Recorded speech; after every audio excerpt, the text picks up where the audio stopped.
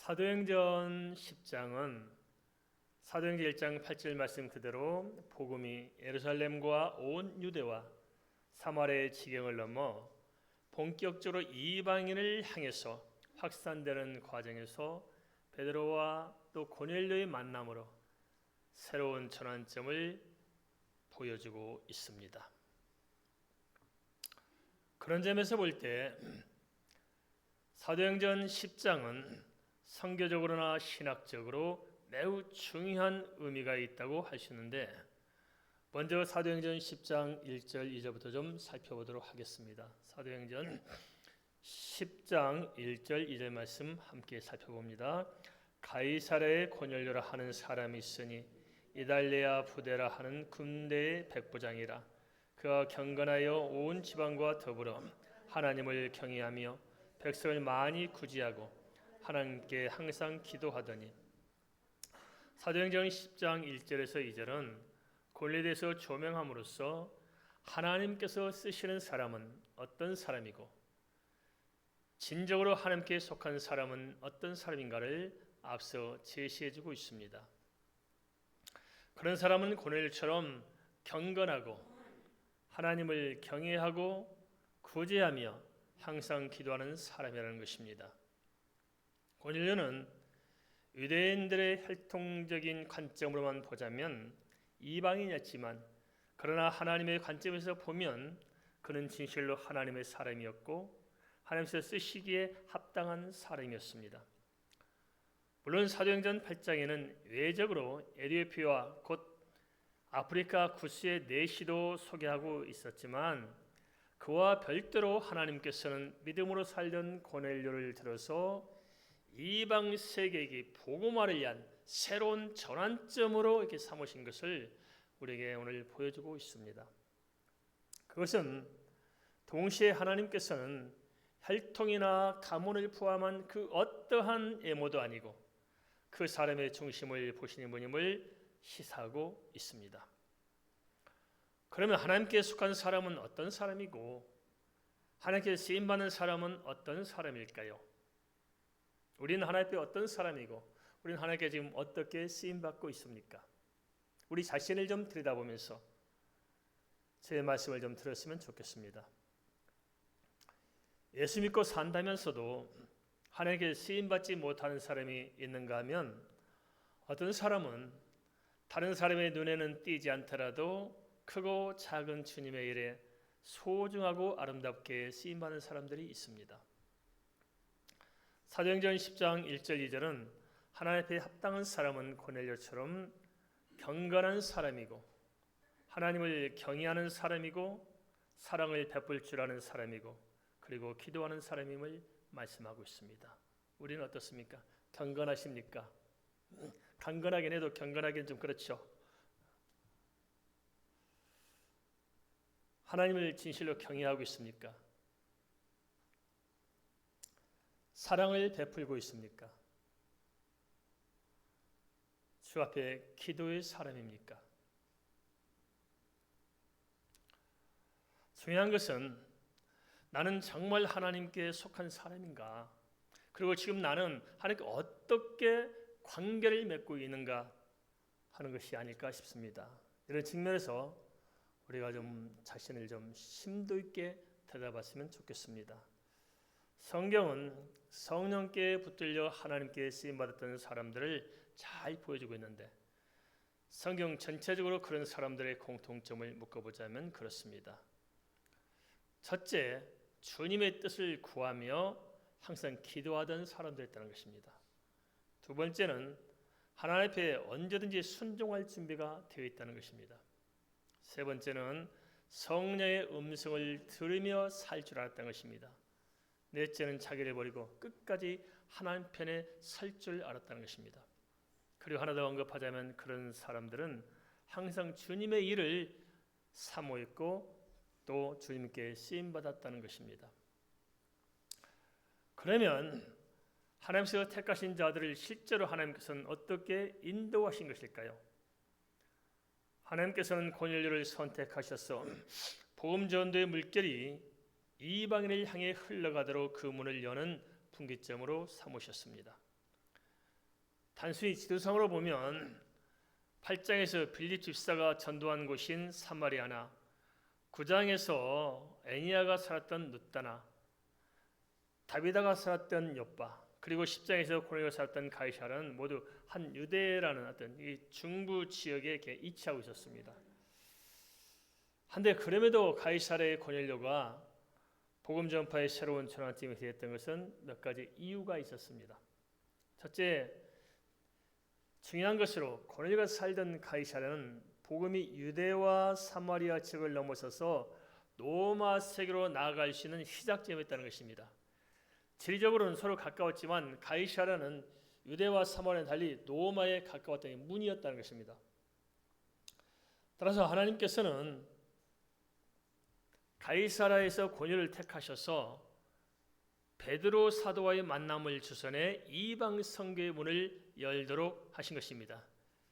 둘째로 고넬료는 유대인이나 또는 유대인과 아수리인의 혼혈인 사마리아인이 아니라 완전한 이방인데, 그런 그가 예수 그리스도를 믿었을 뿐만 아니라 그에게 오순절날 같은 강력한 성령의 역사가 임재했다는 것입니다.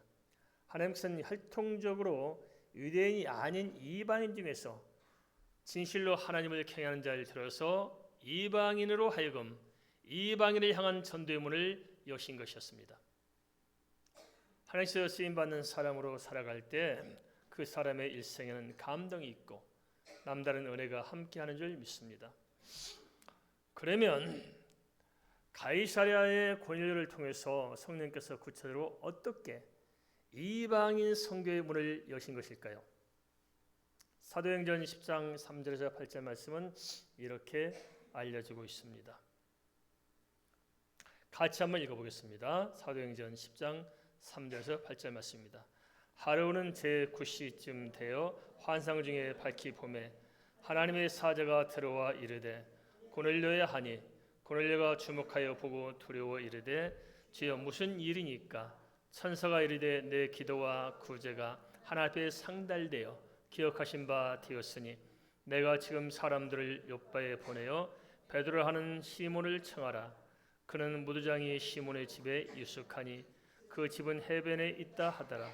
마침 마르던 천사가 떠남에 고넬료가 집안 하인 둘과 부하 가운데 경건한 사람 하나를 불러 이를 다 이루고 욥바로 보내니라.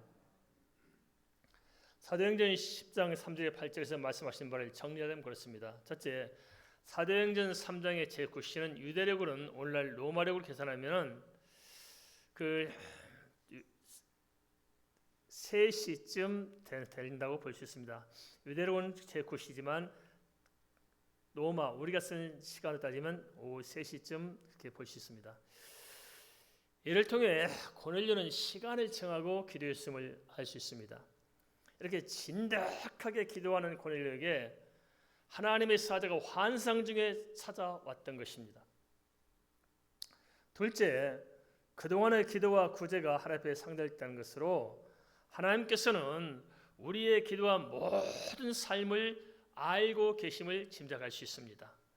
이처럼 사람의 기도와 삶이 하나님께 상달될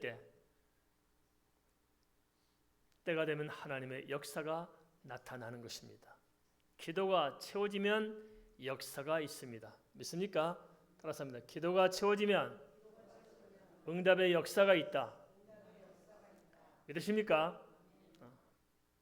셋째는 하나님의 사자는 고넬료에게 지금 사람을 욥바에 보내어 베드로라는 시몬을 청하라고 하면서 그는 무두장이 시몬의 집에 익숙하니 그 집은 해변에 있다고 알려주셨습니다. 하나님께서는 성령께서 말씀하시는 음성을 듣는 사람들을 찾으십니다. 네 번째는 천사가 떠나자 고넬료는 집안의 하인 둘과 부하 가운데 경건한 사람 하나를 불러 있었던 일을 다 알려주고 곧장 욥바로 보냈다는 것입니다. 고넬료처럼 즉각적으로 하나님께 순종하신 그런 사람이 진정 하나님의 사람이고 주님께 쓰임 받을 수 있지 않을까요? 즉각적인 순종. 쉬워요, 어려워요? 사람 생각으로는 어렵습니다. 그런데 하나님의 역사는 순종할 때 나타납니다. 크리스찬으로서 그 사람의 가치는 무엇이 결정할까요? 우리의 가치를 무엇이 결정하냐는 것입니다. 내가 얼마나 가치 있는 사람인가 결정할 수 있는 것이 무엇일까요? 어떤 사람은 어떤 세상적 어떤 직분이나 어떤 소유에 따라서 사람을 평가하는 게 있을 것 같습니다. 그렇지만 성경은 아닙니다.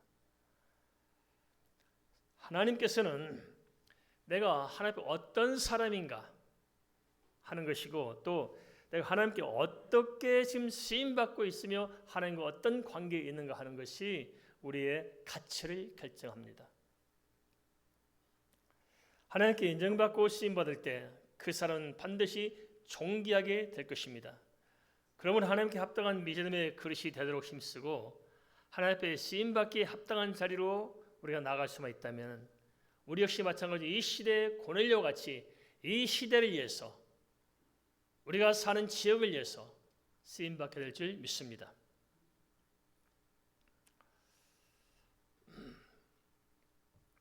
문제는 우리가 현실의 삶 속에서 하나님을 망각한 채로 주님의 뜻보다는 세상에 너무 기울어져서 내 뜻을 쫓아 사는 것이 아닌가 싶습니다. 깊이 한번 생각해 보세요. 내가 살아갈 때 무엇이 나를 이끌어갈까요?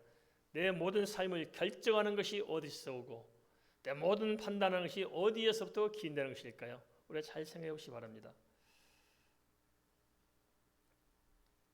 안타까운 것은 우리가 내 지혜를 의지하고 내 판단을 의지하며 살아갈 때 과연 그 삶이 하나님 앞에 가치 있는 삶인가?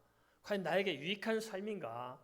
우리는 끊임없이 경험해 오면서도 거기서 우리가 빠져나오지 못하고 있지 않을까요? 안타까운 것은 그렇게 살기 때문에 결국은 신앙도 망가지고 삶도 별 의미가 없이 소모전만 반복하는 것이 아니냐 하는 것입니다. 이 점을 좀 다시 생각해 보시면 좋겠습니다. 새로운 변화를 위해서는 우리 안에서부터 변화가 일어나야 됩니다. 믿습니까? 우리 안에 변화가 있어야 돼요. 내 안에 변화가 없는 사람은 새로운 변화가 있을 수가 없습니다. 그러면 새로운 변화는 무엇일까요? 어디서부터 우리가 새로운 변화를 찾아낼 수 있을까요? 그것은 하나님 앞에서 찾아야 됩니다. 하나님 앞에서 내가 의미 있고 가치 있는 사람이 되어야 되는 것입니다. 내가 하나님 어떤 사람인가? 하나님 어떤 관계를 맺고 있는가? 하나님 손에 어떻게 붙들려 있는가 하는 것이 결국은 나를 변화시킬 수 있는 것이고 내가 변화될 때 내 삶의 새로운 돌파구가 마련될 수가 있는 것입니다. 그래서 우리가 참 예배가 중요합니다. 알겠습니까? 어디서 우리가 변화를 받아요? 예배 시간에 우리가 변화를 받습니다. 예배 시간에 선포하는 말씀을 들을 때 사모하고 들을 때 성령께서 그 말씀에 역사하심으로 그 말씀이 내 생각을 바꾸고 마음을 바꾸고 나를 변화시켜서 내 인생의 새로운 전환점 돌파구를 마련해 내는 것입니다. 그래서 예배에 승리해야 됩니다. 알겠습니까? 사담같이 들릴지 모르겠습니다만은 오랜 목회 경험상 그렇습니다. 진짜 예배 잘하는 성도들은 걱정이 없더라고요. 걱정이 별로 없어요. 영적으로 잘 성장하고 있고 그리고 어떤 문제에 또 잘 극복해 나가요. 그런데 예배를 제대로 못하는 사람들은 항상 그 바닥에서 일어서지를 못해. 이게 안타깝더라고요. 그만큼 예배가 중요합니다. 아시겠습니까?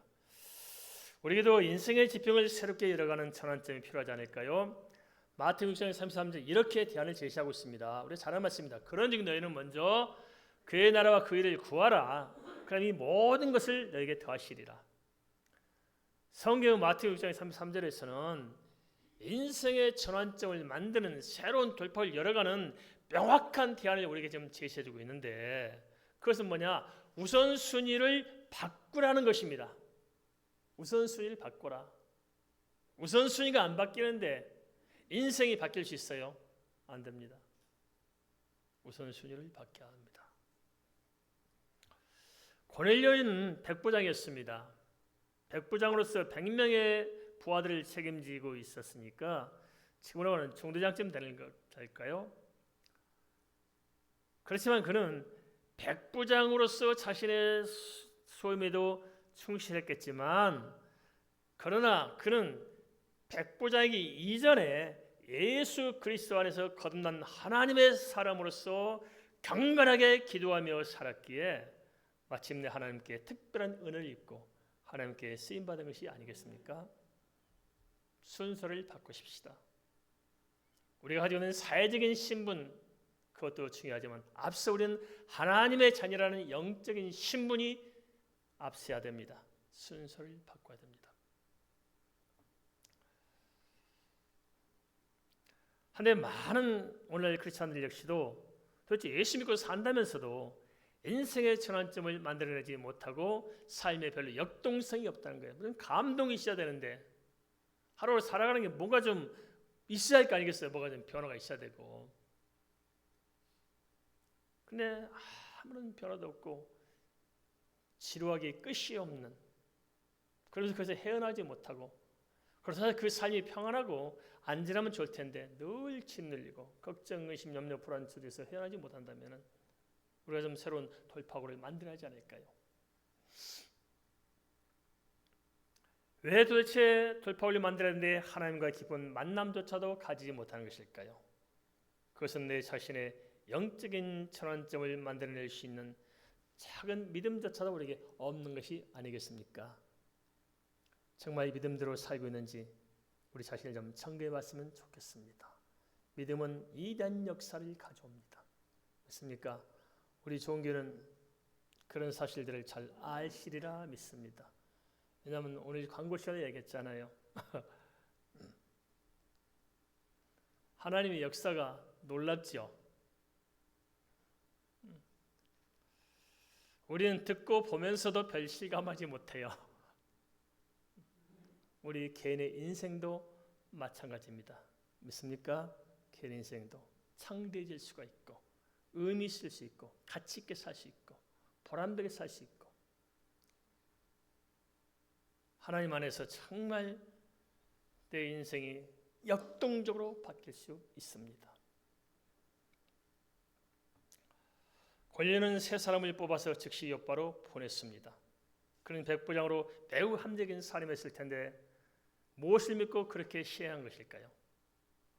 그것은 하나님께서 하신 일을 알았기 때문이고 평소에 자신이 기대해왔던 응답임을 알았기 때문이었습니다. 크리스찬들은 이게 안 되면 안 되는 거예요. 우리는 그냥 사는 것이 아니고 기도 응답으로 사는 것입니다. 믿습니까? 따라서 합니다. 기도 응답으로 살자. 우리는 기도 응답을 받아서 삽니다. 기도해서 응답 받았어요. 그 응답 붙들고 또 기도하면 또 길이 열리고 또 응답 받으면 붙들고 기도하면 또 길이 열리고 해서 우리는 하나님께서 열어주는 기도 응답을 통해 열어주는 그 길을 따라 사는 것입니다. 크리스찬의 삶이라는 것입니다. 믿으십니까? 근데 이게 안 될까요? 이게 지극히 정상적인 거거든요. 이게 특별한 게 아닙니다. 이렇게 살도록 되어 있습니다. 이게 영적인 원리입니다. 우리 이렇게 살도록 하나님께서 만들어 주셨어요. 근데 우리가 내일을 벗어나 있는 거죠. 그게 안 되는 겁니다. 내일을 벗어나기 때문에. 깊이 지속적으로 기도하는 사람들은 영적인 분별력이 분명해지는 것이고 또한 모든 것을 하나님 편에서 믿음으로 결단할 수 있는 영적인 권세와 능력이 함께하는 것입니다. 영적으로 살아야 우리가 세상에서 살아갈 수가 있습니다. 영적으로 살아나십시다. 자, 우리 잡시다. 깨어납시다. 깨어나야 됩니다. 알겠습니까? 영적으로 살아나야 돼요. 고넬 역시 베드로가 누군지 앞으로 무슨 일이 있을지 몰랐지만 자신의 이성의 한계를 뛰어넘어 성령의 음성을 듣고 믿음으로 사람들을 보냈을 것입니다. 고넬을 통해서 성령께서는 오늘 우리에게도 진정으로 믿음으로 산다는 것이 무엇인가를 생각하도록 요청하고 있습니다. 크리스찬으로 산다는 것은 히브리서 11장 1절 말씀 그대로 장래일을 우리가 눈으로 보지는 못할지라도 믿음으로 바라보며 사는 것입니다. 육신의 눈으로 보이는 건 없을지라도 믿음의 눈으로 보면 보이는 게 있다는 거예요. 보이는 게 있습니다. 그게 보여져야 됩니다. 하나님의 손길이 내 인생을 이끌고 가는 하나님의 손길이 보여진다는 거예요. 고넬도 이걸 바라본 거예요. 육신의 눈을 봐서 본 것이 아니고 하나님의 음성을 듣고 하나님을 바라보고 하나님이 행하실 일을 보고 내 앞에 계신 여호와를 본 것입니다. 우리는 보고 사는 거예요. 보고 사는 거. 그래서 예수 믿는 것은 확실한 겁니다. 불확실한 것을 믿고 사는 것이 아닙니다. 막연하고 추상적인 것이 아니고 신앙생활은 확실한 겁니다. 가장 정확하고 가장 확실한 것을 믿고 사는 것이 크리스찬의 삶이라는 거예요. 아브라함을 비롯해 모든 선진들은 이렇게 믿음으로 살았습니다. 이런 사람에게는 인생의 새로운 패러다임이 열리는 것이고 이 시대도 하나님께서는 이렇게 성령에 붙들린 사람, 정말 믿음으로 하나님을 찾는 사람을 찾으신 줄 믿습니다. 그렇다면 모든 구속사를 이끌어 가신 하나님께서는 당시 고넬료에게 어떻게 역사하셨을까요?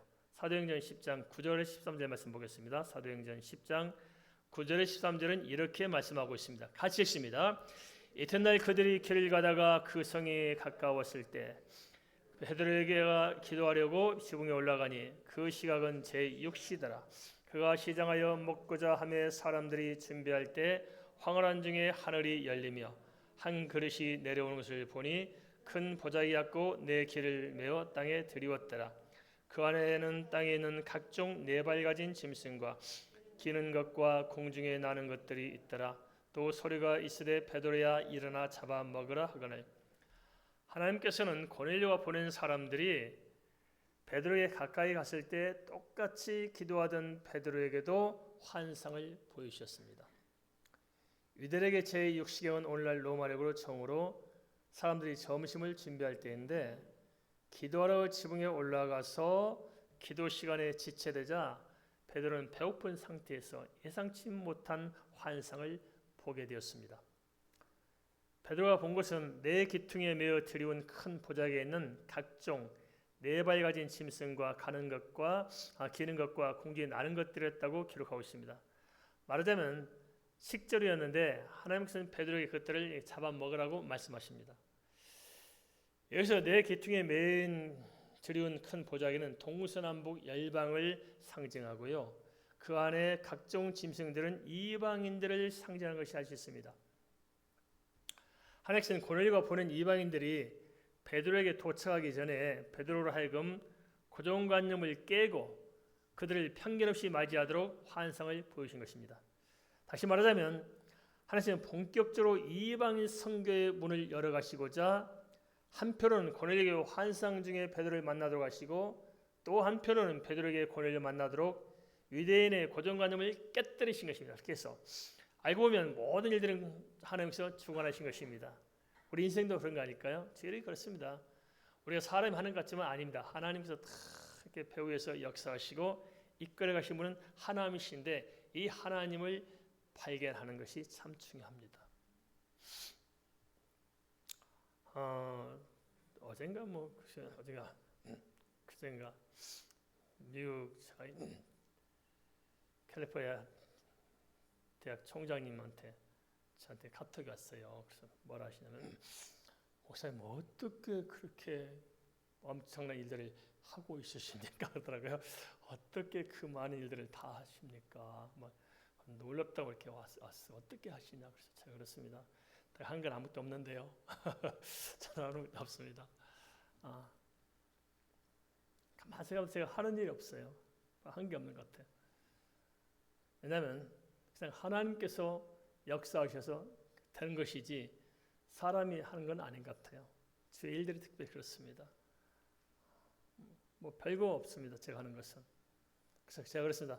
저는요 아는 사람도 별로 없고 뭐 시간도 없고 그래서 그냥 기도만 하고 가만히 있는데 알지도 못한 사람들이 저를 만나자고 불러대고 또 알지도 못한 사람이 저를 만나자고 찾아오고 맨날 이렇게 자기들이 일합니다.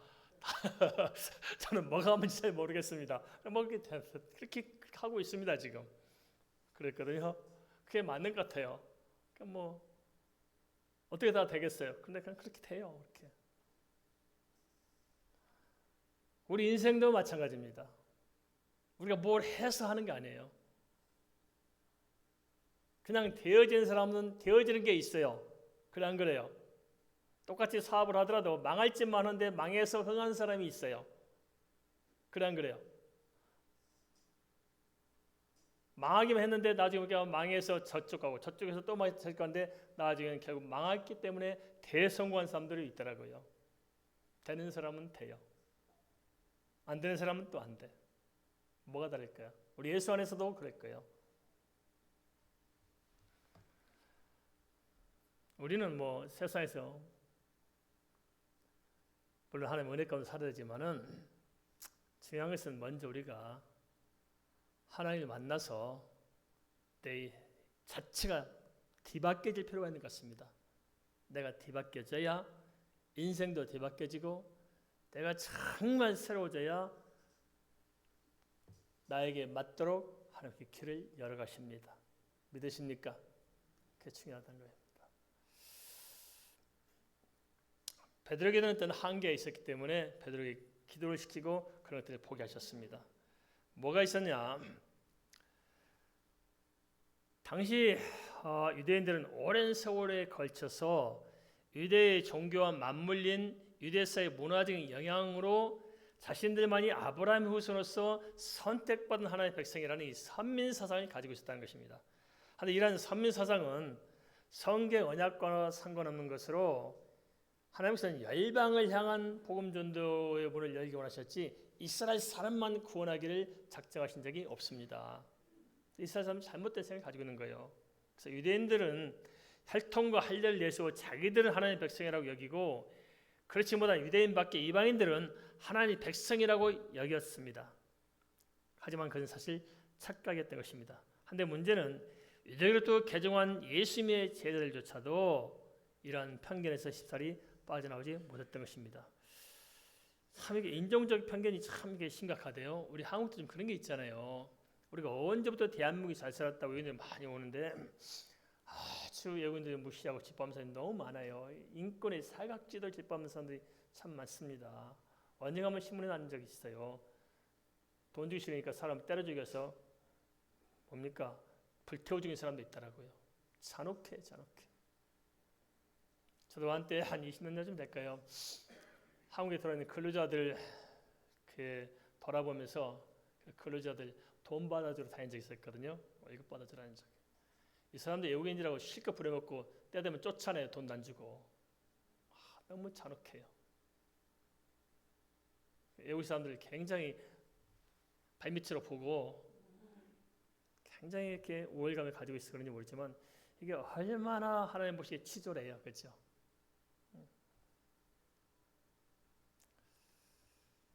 근데 당시 유대인들도 이런 게 있었거든요. 이방인들 너무 이렇게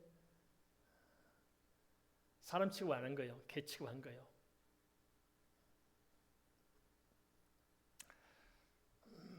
그런 것들 때문에 하나님 믿는다 했지만 베드로 속에서도 뭐가 있었냐면 자민족 유대인들의 어떤 선민사상이 그에도 있었던 거예요.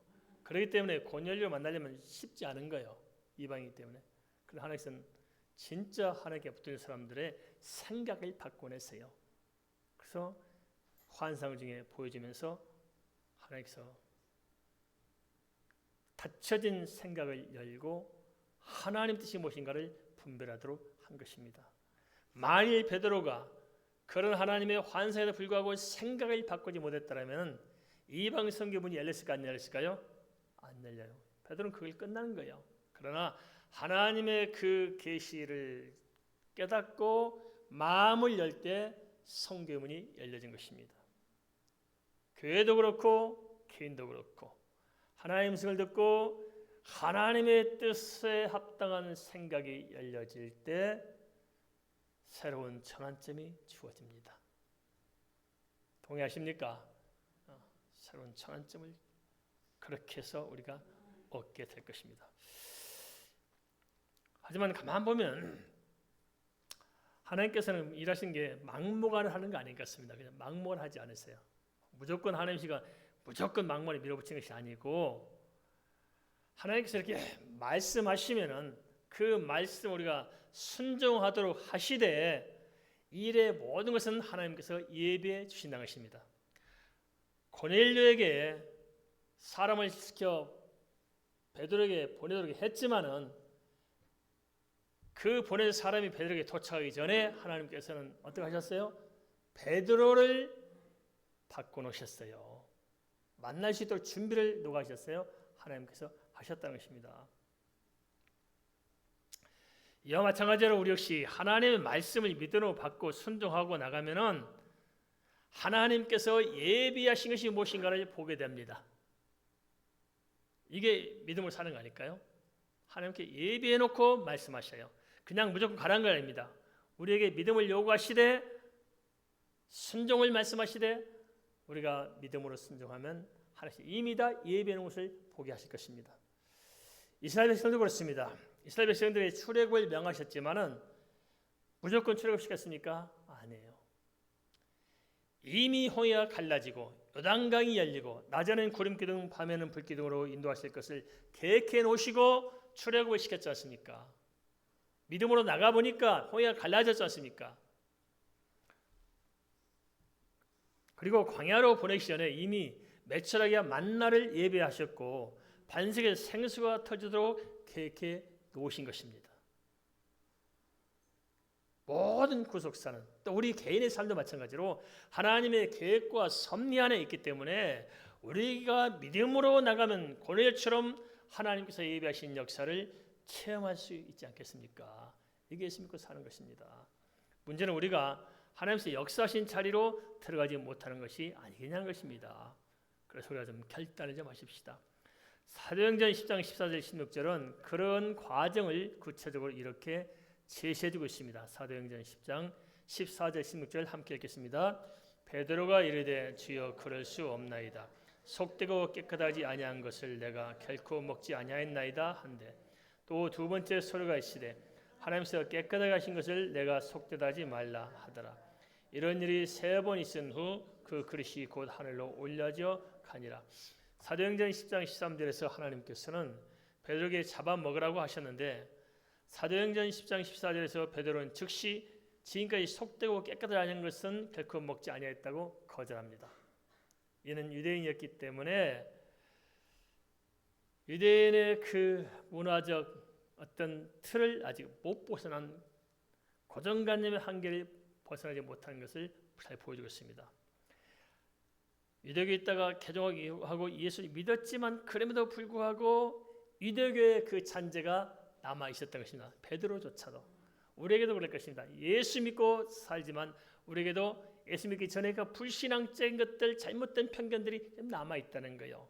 그것이 깨뜨려져야 우리가 눈이 열리는데 우리에게는 그게 뭐가 있을까요? 우리를 붙들어 매고 어떤 고정관념 틀에 가두는 그게 뭐가 있을까요? 나에게는 어떤 것일까요?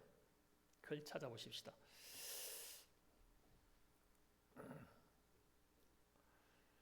그러면 레기 11장과 신명기 14장에서는 왜 정결한 것과 부정한 것을 가리도록 했을까요? 참고로 좀 알아볼 필요가 있을 것 같습니다. 어떻습니까? 선지 해장국을 먹어야 될까요? 말아야 될까요? 선지 해장국을 먹어야 된다 손 들어보세요. 먹어도 된다 손 들어보세요. 먹으면 안 된다 손 들어보세요. 선지 해장국 먹어요 먹지 말아요? 먹으면 안 된다. 총신대학원의 점심때 선지 해장국이 나왔습니다. 아침에 선지 해장국 식사하시는 분들이 선지 해장국이 나왔어요. 선지 해장국이. 그러니까 난리가 났어요. 한쪽은 피를 먹지 말라는데 뭐 먹으면 안 된다서 안 먹은 팀, 한쪽은 남아 도니까 2그릇씩 먹고 배고파진 팀. 그래서 그런 일이 실제적으로 있어 벌어졌어요. 그럼 왜 성경에서는 먹지 말라고 한 것인가?